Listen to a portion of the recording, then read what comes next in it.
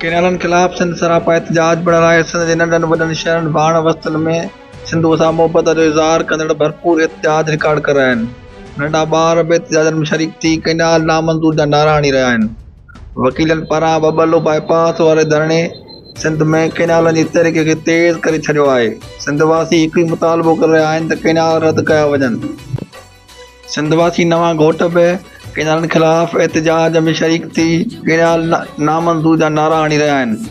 उन रस में कंडियारो भरिसां क़ौमी शाहराह ते केनालनि ख़िलाफ़ लॻल धरणे में खानवाण वासी घोट माजिद शाल ॼञ समेत शरीक थी केनाल नामंज़ूर जा नारा आया। उन मौक़े ते नए घोट माजिद शाल जो चवणो हो त सिंध हुकूमत ते केनाल कंहिं बि सूरत में अॾु न ॾिना वेंदा। हिन जो चवणो हो त असांजूं समूरियूं ख़ुशियूं सिंधूअ जे नाम आहिनि। फ़िलहाल असांखे का बि ख़ुशी महसूस न थी रही आहे, छाकाणि त सिंधूअ खे सुकंदे ॾिसी अखियूं रत जा ॻोढ़ा ॻाड़े रहियूं आहिनि। जेसीं ताईं केनाल ख़तमु न थींदा तेसीं ताईं असांजे मन में का बि ख़ुशी न थींदी। हिन मुतालबो कंदे घुर कई त सिंधूअ जा केनाल ख़तमु करे सिंध सां नाइंसाफ़ियूं बंदि कयूं वञनि।